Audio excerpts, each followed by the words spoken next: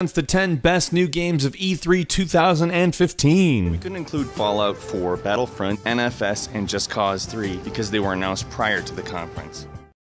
Number 10, Gears of War 4. After announcing a complete remake of Gears of War, the Coalition decided, oh hey, let's start a new saga as well. There is some pretty sweet rumors flying around about this, including that there may be LAN multiplayer. Not much is known, but really the game looks slick. Next-gen graphics are definitely kind to the franchise, and we've seen a pretty sweet new monster in this new version of the game. If you're a fan of the original Gears of War, or any of its sequels, I'm sure this is going to be a big deal for you.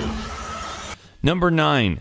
Hitman. After a not particularly well-reviewed entry to the franchise, Hitman is back, and they are making promises about how you're going to be playing Hitman that say it's a lot more like the old games and therefore more what people are looking for in the franchise. On top of what looks like the more open approach of the older games, the contracts mode apparently has become significantly more enhanced, allowing for custom missions that can be played by you and your friends competitively. Hitman is going to be a big deal. It's really great to see such an awesome game sort of come back into its own, and that's what's happening with Hitman.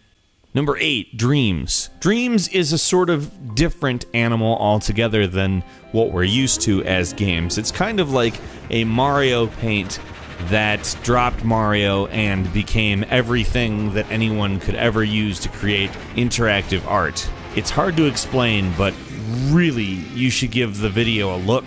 I'm convinced you could make a movie with it if you really wanted to. It's pretty awesome. Number 7, For Honor.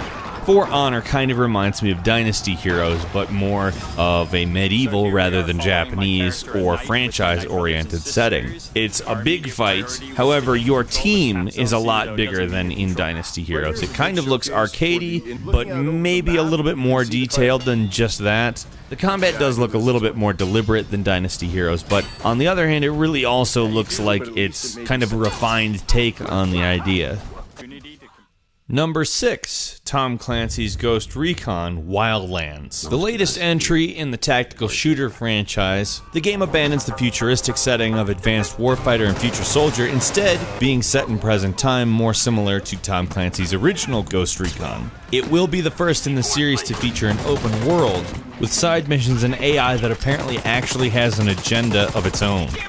Number 5, Dark Souls 3, impossibly unforgiving, with an approach to storytelling that a lot of people call peppering. Actually, I don't know if a lot of people call it that. I call it that. Dark Souls has given players an impossible challenge since the PlayStation 2 era, and seeing it realized in next-generation graphics makes you realize what an epic, big deal of a game Dark Souls actually is.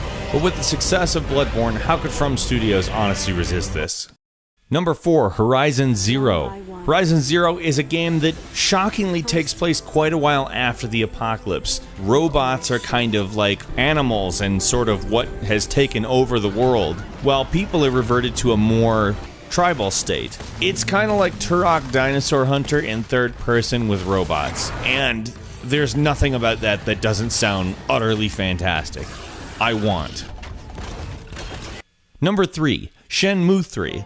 What started off as the passion project of a man named Yu Suzuki that he miraculously convinced Sega to allow him to create in the first place, somehow managed to make a sequel sometime later on the Xbox, has now managed to reach an even more impossible status, well over a decade later. Shenmue is iconic, the level of storytelling, the music, it is a beautiful game, and knowing that the saga will finally continue is extremely exciting.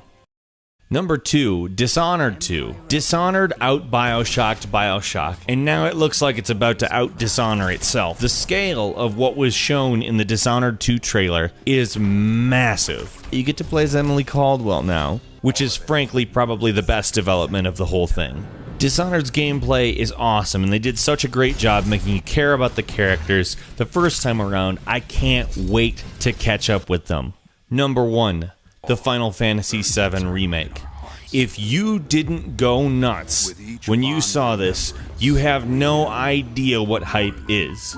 It doesn't matter if you've played it before. This is going to be the biggest thing that has happened in gaming since the original version of the game. We did a full video of speculation on this very game, so if you really want to get in depth on it, Go check that out. Well, you're